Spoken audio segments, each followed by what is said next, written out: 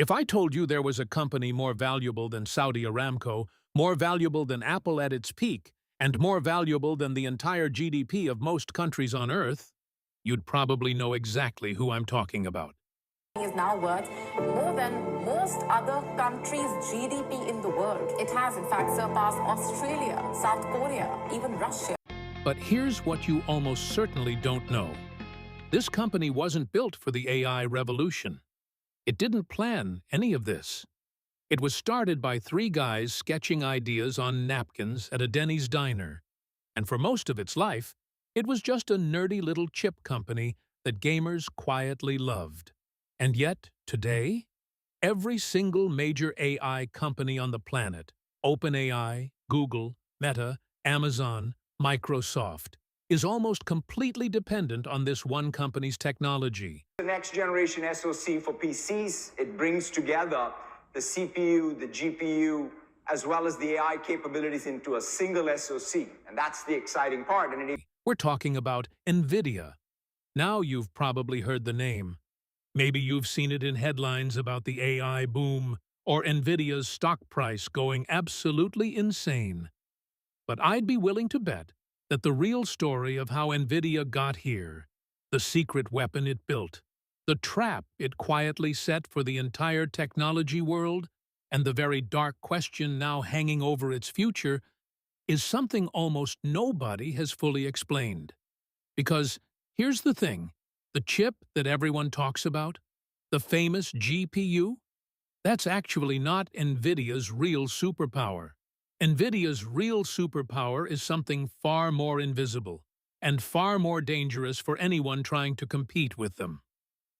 In this video, we're going on a journey through the insane rise of NVIDIA, from a near-bankrupt startup to the company that is now the backbone of the AI war. How did they get here? What did they build that nobody else could copy? And most importantly, is this the greatest business success story in modern history, or the most expensive bubble the world has ever seen? Buckle up, because the story of NVIDIA is wilder than you think. In 1993, a Taiwanese-American engineer named Jensen Huang sat down at a Denny's restaurant in San Jose, California, with two of his friends.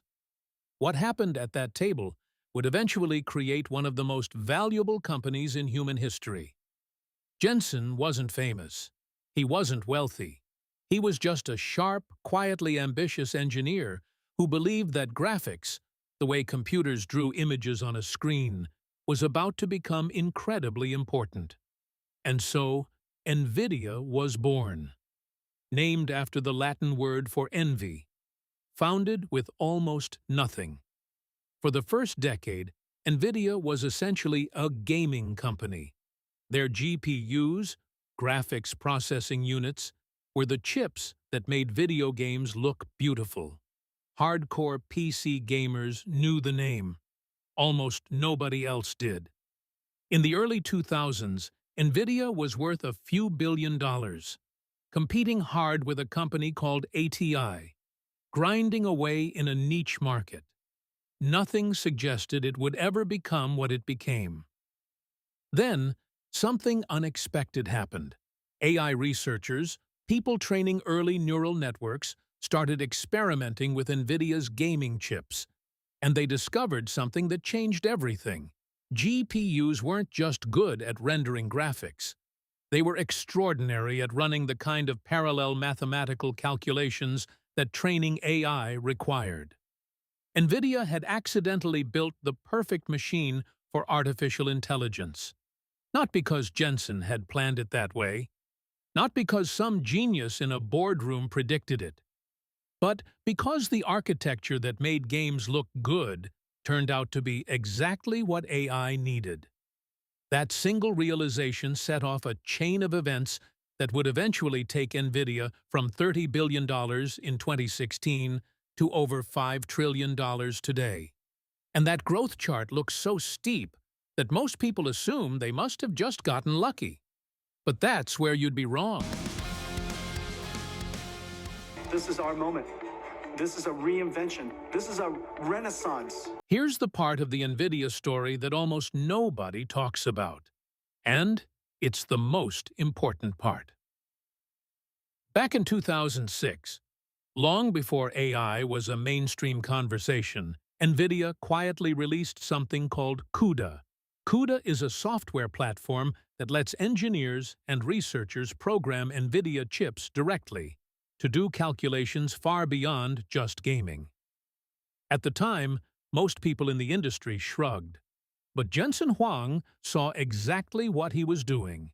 NVIDIA began giving free GPUs to universities, funding research programs, sponsoring AI conferences, making it easy for students and academics to learn CUDA. And for years, it looked like a charitable initiative. It wasn't charity. It was a master plan. Because once researchers built their AI systems using CUDA, once universities started teaching CUDA, once companies started hiring CUDA engineers, escaping became almost impossible. Think about it this way. Imagine you've spent years building an entire city using one specific type of brick. Your roads, your buildings, your infrastructure, all built around that one brick. Then someone comes along and says, "Hey, we make a cheaper brick now. Want to switch?" The answer, almost always, is no, because switching means rebuilding everything from scratch. That's precisely what happened with NVIDIA and CUDA. Today, virtually all major AI software is optimized for NVIDIA hardware. Every AI tutorial teaches CUDA. Every AI startup hires CUDA engineers. Every open-source AI project, including the tools that power ChatGPT, runs best on NVIDIA chips. Some engineers online put it bluntly: NVIDIA is secretly a software company pretending to sell hardware. And that's why AMD and Intel, despite spending billions trying to catch up, are so far behind. It's not really about making a faster chip. It's about the 15 years of infrastructure, education, and dependency that NVIDIA quietly built around itself. NVIDIA didn't just sell chips. It built a giant invisible ecosystem, and the entire AI world walked straight into it. So here's where the NVIDIA story becomes almost poetic. Right now, the biggest AI race in history is being fought between some of the most powerful companies on Earth. OpenAI, Google DeepMind, Meta AI, Amazon, Microsoft, all of them are pouring billions into building more powerful AI systems, and almost all of them are dependent on NVIDIA's hardware to do it. That makes NVIDIA what some people have called the arms dealer of the AI war. They supply weapons to every single side. And that's the genius of the business model. NVIDIA doesn't actually need to win the AI race. It just needs the race to continue. If OpenAI wins, NVIDIA profits. If Google wins, NVIDIA profits. If Meta wins, NVIDIA profits. If governments and military contractors build their own AI systems, NVIDIA profits.